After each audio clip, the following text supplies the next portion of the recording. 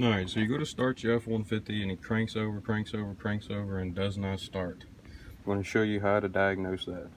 Obviously it cranks and cranks and cranks, that means you got a good battery. So, as long as your battery is still charged, take your handy dandy test light, borrow it from your buddy or go buy one, and they're not that expensive. And any store should have them.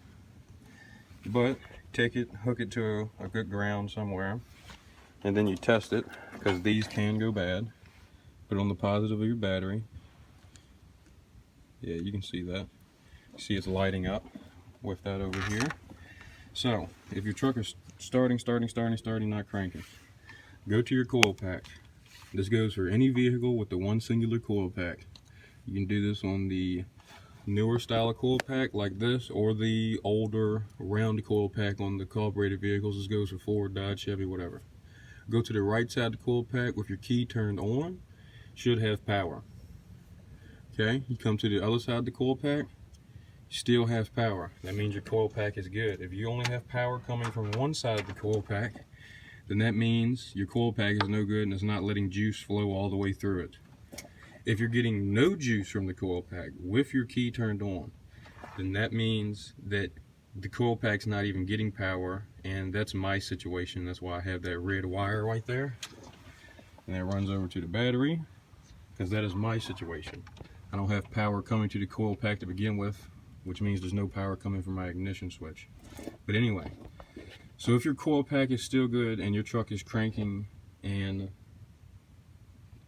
if your truck is cranking and not starting, I almost forgot what I was doing, and you got power coming from both sides of these down here at the coil pack, then that means your distributor is no good.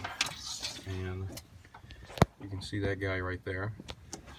And what I mean by your distributor is no good, the pieces inside your distributor are no good. If you got a narrow headlight Ford F-150, the one after this body style, your ignition control module is going to be right here in the driver's side panel.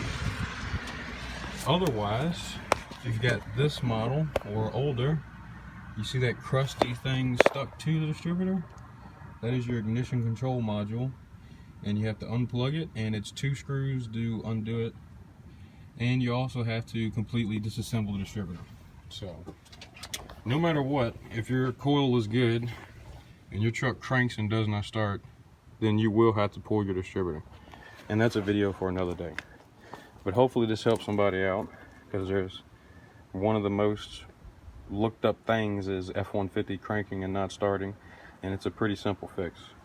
So hopefully I will have a video soon of how to disassemble a distributor, replace your ignition control module, and the pickup coil. The pickup coil and ignition control module are the 2 things inside the distributor. Well, hopefully this helps somebody out.